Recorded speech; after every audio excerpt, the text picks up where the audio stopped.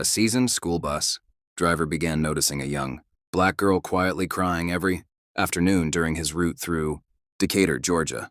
Day by day, her silent sorrow grew harder to ignore, stirring a deep concern in his heart. One afternoon, after dropping off the last of the students, he made a decision he couldn't put off any longer. He walked back to her seat and looked beneath it, and what he found made his breath catch in his chest. Martin Fletcher adjusted his rear view mirror as the yellow school bus rumbled through the suburban streets of Decatur, Georgia. At 61, the retired Vietnam veteran had spent the last 6 years driving the Route 7 bus for Eastwood Middle School. The job gave him a sense of purpose, a reason to get up every morning. The late afternoon sun painted long shadows across the cracked sidewalks, and Martin tapped the steering wheel lightly, humming an old Sam Cooke tune under his breath. It was a typical Wednesday. The bus buzzed with chatter and laughter, sneakers squeaking on the rubber floor, backpacks thumping into seats. Kids shouted about the Braves game, about homework, about who said what on TikTok. Martin smiled faintly. Some things never changed. Yet, as he glanced into the mirror again, his smile faded. There in the third row was the little girl he'd been worried about all week. Her name was Chloe Patterson, a quiet sixth grader who had only started riding his bus 2 weeks ago. She sat alone, small hands clenched in her lap, her head bent low. Through the gap in the seats, Martin could see the faint shimmer of tears on her cheeks. Every day it was the same. Silent, hidden tears after the first few stops when the bus began to empty out. Today, though, something different caught his attention. As he made a sharp right onto Elmhurst Avenue, Martin caught a glimpse of Chloe bending over sharply, reaching down toward the floor under her seat. She stayed hunched over for a few seconds longer than seemed natural, her shoulders trembling. Then she sat up again quickly, swiping at her face with the sleeve of her denim jacket. Martin's gut tightened. He'd seen plenty of kids over the years who had rough patches, divorces, money problems, bullying. But something about Chloe's sorrow seemed heavier, deeper. He made a mental note to talk to her when he could do so gently without scaring her. Stop after stop, the bus grew quieter. By the time Martin turned onto Magnolia Lane, only 3 kids remained. Chloe's stop was the last one near an aging set of apartment buildings with paint peeling off the rails. As they neared her drop-off, Martin pressed the brake pedal slowly, pulling up beside Building 14. "Here you go, sweetheart," he said softly. Chloe grabbed her battered purple backpack and shuffled toward the door without looking up. Martin noticed the way she hugged the bag tightly against her chest, as if it were a shield. Her sneakers scuffed the steps as she descended. She gave a brief wave without turning around and walked toward the cracked sidewalk leading to her apartment. Martin hesitated. Something nudged at him. As he waited for her to disappear inside, he found his eyes drawn back to the seat where she had been. He thought again about the strange way she had leaned down earlier. His curiosity, or maybe it was something deeper, that old soldier's instinct got the better of him. Climbing slowly out of his seat, he moved down the aisle, his boots heavy against the metal floor. When he reached the third row, he knelt, his knees protesting the movement with a sharp ache. Peering under the seat, he expected to find maybe a lost pencil, a crumpled tissue. Instead, he found something that made his breath hitch sharply in his throat. There, wedged between the seat frame and the ventilation grate, was a small, worn plastic lunchbox. It was cracked at the corners and covered in faded Disney princess stickers. Martin reached out carefully, tugging it free. It felt strangely heavy for its size. He popped the lid open and gasped. Inside were items that should never have been hidden in a lunchbox. A half-empty bottle of ibuprofen, a bruised and battered flip phone with a shattered screen, a wrinkled note scrawled in messy handwriting. "If you tell anybody, they'll take you away from your mama forever." Martin's hand trembled slightly as he put the lid back on. His heart pounded painfully against his ribs. Every instinct screamed that something was terribly wrong. He sat there for a long moment, the rumble of the idling bus engine the only sound. Outside, Chloe's apartment door had closed, but a dim light flickered behind the threadbare curtains. Martin knew he couldn't just drive away and pretend he hadn't seen it. He returned to the driver's seat and pulled his phone from the glove compartment. For a few seconds, he just stared at it, debating. He didn't want to make assumptions. Maybe it wasn't what it looked like. Maybe the poor girl was just being bullied at school and scared of teachers or classmates. But deep down, he knew better. Instead of calling the principal, who Martin suspected would file a report and leave it at that, he made a different choice. He called his neighbor and close friend, Officer Marcus Reed of the Decatur Police Department. Marcus picked up on the second ring. "Marty, what's up?" Martin spoke quietly, laying out what he had found, describing Chloe's daily tears. The lunchbox under the seat, the threatening note. There was a pause on the line. Then Marcus's voice dropped into a serious register. "Stay put," Marcus said. "I'm 5 minutes away," true to his word. A patrol car pulled up next to the bus within minutes. Lights off, moving quietly. Marcus climbed out, his uniform crisp, his dark eyes scanning the apartment complex with trained precision. Martin handed over the lunchbox without a word. Marcus's jaw tightened as he read the note. "I'll need to do a welfare check," Marcus said grimly. "You sure you saw her go into that apartment?" Martin nodded. "Unit 14C. Marcus nodded back and headed up the sidewalk. Radioing for backup, Martin sat back, his hands gripping the steering wheel tightly. His mind raced with questions. What if he had missed the signs? How many days had Chloe suffered in silence before someone noticed? His throat burned with guilt and helplessness. Within minutes, 2 more patrol cars arrived. Officers moved quickly but carefully, knocking first, then announcing themselves. When there was no answer, they gained entry with a master key from the complex manager, who had shown up looking nervous and confused. Martin watched from the bus as the front door swung open. What happened next made his heart clench painfully. Chloe emerged, clutching a tattered teddy bear to her chest. Her face was pale, streaked with tears. Her thin shoulders hunched as if trying to make herself invisible. Behind her, a woman stumbled into view, clearly intoxicated, hair matted, yelling incoherently. Martin felt a wave of sickness as he realized the woman barely noticed Chloe, focused instead on screaming at the officers about minding their damn business. One of the officers gently knelt beside Chloe, speaking softly while another escorted the woman, presumably her mother, out of the apartment in handcuffs. Marcus came back to the bus, his face grim. "Neglect charges," he said quietly. "Looks like more than that, too. We'll have CPS here in a minute." Martin nodded mutely. He felt old suddenly, bone-deep tired, but he also felt something else burning under his ribs. A fierce protectiveness he hadn't felt since the days he wore uniform himself. He wouldn't let this child fall through the cracks. Not on his watch. Martin remained seated behind the wheel, watching as Chloe was gently led toward a patrol car. She clutched her teddy bear like a life raft, her dark eyes wide and uncertain. Officer Marcus Reed knelt beside her, speaking in low tones meant to soothe, but the girl flinched at every sudden movement around her. Martin's chest tightened. He had seen soldiers look like that, raw, stripped of safety, eyes too old for their faces. Chloe was placed carefully in the back of a police cruiser, separate from the car where her mother, still cursing and thrashing, had been secured. Martin knew this wasn't the end of her pain, only the beginning of a long, painful process. As the Child Protective Services worker, a woman named Ms. Anita Jones, arrived and began gathering information, Martin decided he couldn't just drive away and let someone else finish the story. After checking in quickly with the CPS agent, he asked if he could accompany them to the station, at least to offer some support to the little girl who had already come to trust his quiet presence. Anita hesitated but eventually agreed, and so Martin followed the caravan of flashing lights through the dusky streets of Decatur, the bus rattling behind like a lumbering yellow dinosaur. At the Eastwood police station, Chloe sat in a worn chair outside the family services room, swinging her feet slowly. Her small body was wrapped in a county-issued blanket, and she looked smaller than ever under the harsh fluorescent lights. Martin sat down across from her, removing his ball cap respectfully and resting it in his lap. "You doing okay, sweetheart?" he asked gently.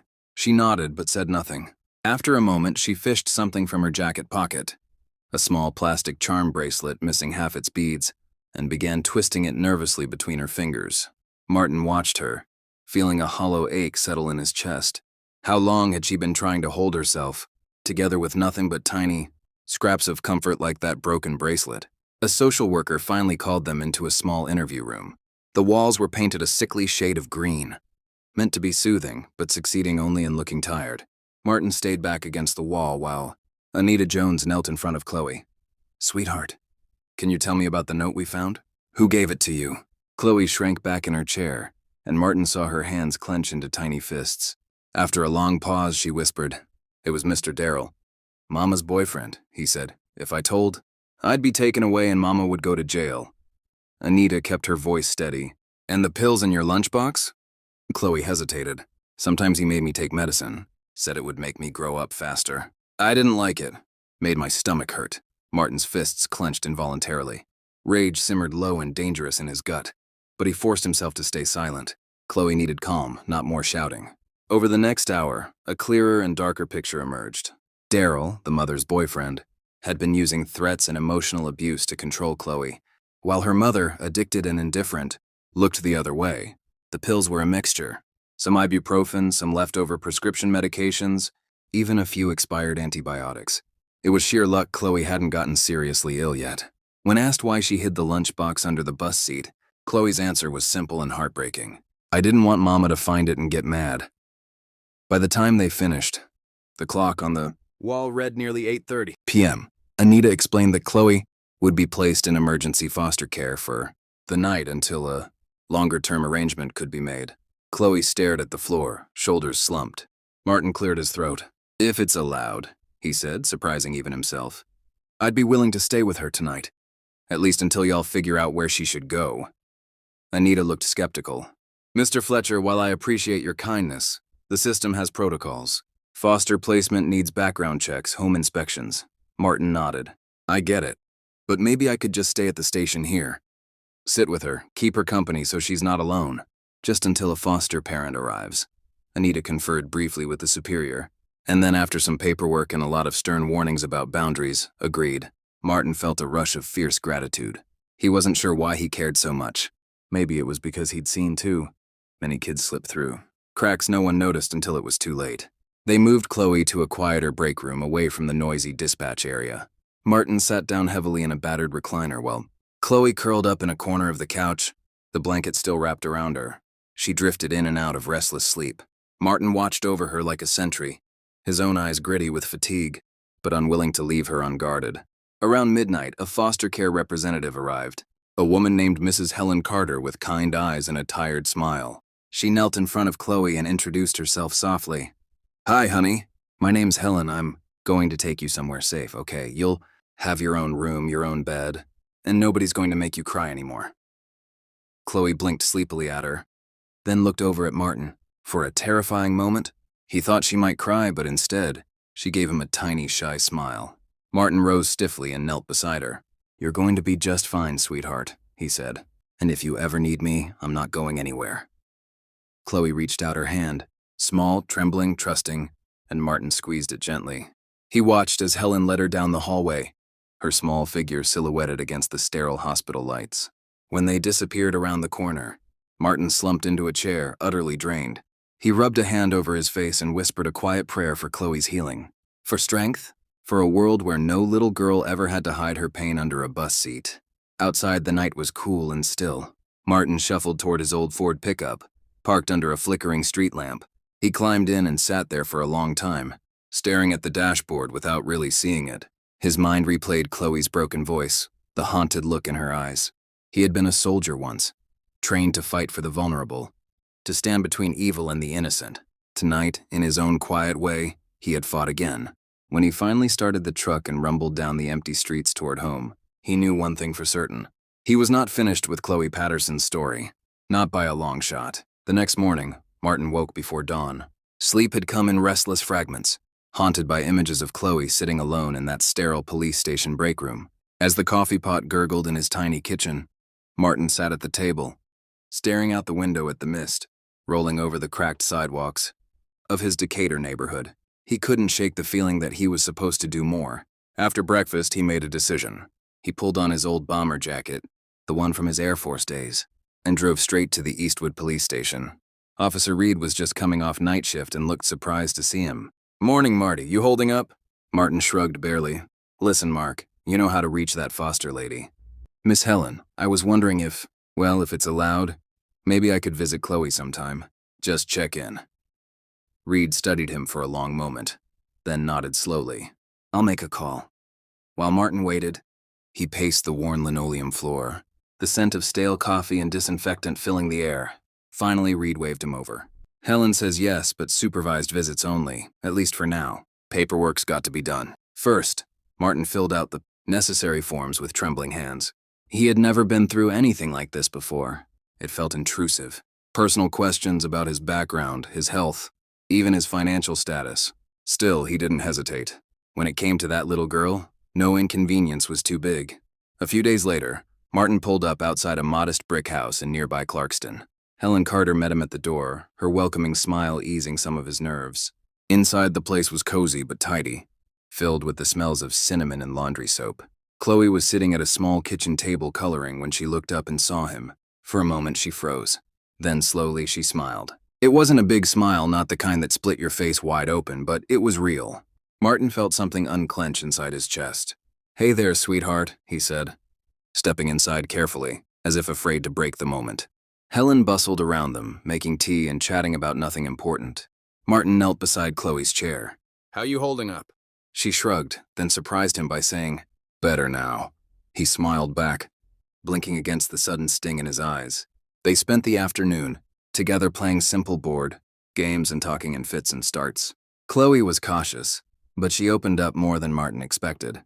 She told him about her love of drawing, her dream of becoming a veterinarian, how she missed her old school in Savannah, where things had been happier. Martin listened more than he spoke, nodding and encouraging her gently, letting her set the pace. As the sun slanted low through the kitchen windows, Helen gave him a meaningful look. Visiting hours were ending. Martin rose slowly, patting Chloe's hand. "I'll be back, kiddo. You count on that." She nodded solemnly, her small fingers brushing against his like a whispered promise.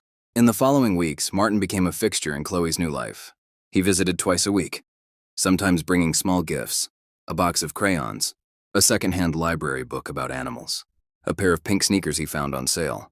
He attended her first therapy session at the community center, sitting quietly in the waiting room while she learned how to name the things that had hurt her. He cheered for her at her first soccer game with the Clarkston Youth League, hollering so loudly when she scored a goal that several parents turned to stare. Chloe blossomed slowly like a cautious flower, testing the spring air after a long winter. She laughed more, made friends at her new school, and began sleeping through the night without nightmares.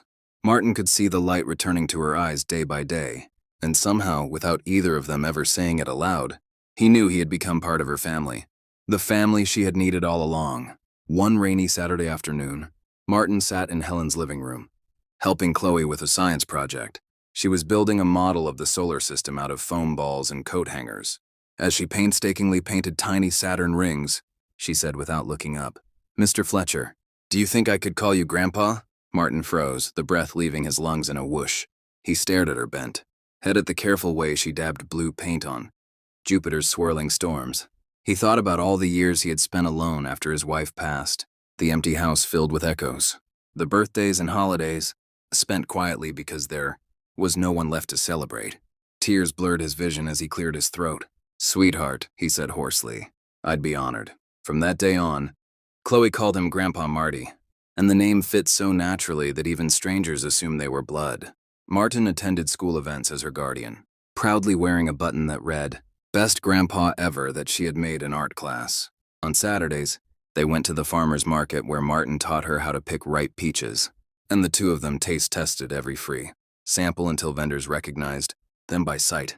They built a quiet, steady life together, full of small rituals that stitched their broken pieces into something whole. Months later, after countless court dates and hearings, Chloe's case finally came to a close. Daryl was convicted on multiple charges and sentenced to 25 years without parole. Her mother, after completing a court-ordered rehabilitation program, voluntarily relinquished parental rights, acknowledging in a tearful hearing that she was not capable of providing a safe home for her daughter. It was a bitter mercy, but one that allowed Chloe to move forward without the shadow of divided loyalties. One bright May morning, standing in a small courtroom with Helen and Martin by her side, Chloe officially became part of Martin Fletcher's family. The judge, a kindly older woman with silver hair, smiled warmly at them as she finalized the adoption. "Congratulations, Mr. Fletcher," she said. "You're officially her legal guardian. Though from what I can tell, you've been her grandpa in every way that matters for a long time. Already." Outside the courthouse, Martin lifted Chloe into a bear hug, spinning her around as she squealed with laughter. Passers-by smiled at the sight, not knowing the long, painful road that had brought them there. Martin didn't care. He only knew that for the first time in many, many years, he felt young, again and more alive than he ever had, behind the wheel of a bus or a wrench or anything else. That evening, they celebrated at Miss Shirley's Diner, a neighborhood institution where the servers knew Martin by name and slipped extra biscuits onto his plate. Chloe wore a new dress that Helen had bought her, pink with little yellow daisies, and her hair was braided neatly down her back. As they waited for their food, Martin raised his glass of sweet tea, To new beginnings, he said, his voice thick with emotion. Chloe clinked her lemonade against his glass with a wide grin. To family, she said simply. Later, as Martin tucked her into bed in her newly painted lavender room at his house, Chloe yawned and whispered, "Thanks for finding my lunchbox." "Grandpa," Martin kissed her forehead, his voice rough with unshed tears. "Thank you, baby girl, for letting me find you." As he turned off the light and closed the door softly behind him, Martin felt a peace settle over him that he hadn't known in decades. Life hadn't given either of them what they thought they wanted, but somehow, in the unlikeliest of ways, it had given them exactly what they needed, each other. And that, Martin thought as he sat on the porch under the stars, was the greatest victory he could ever have hoped.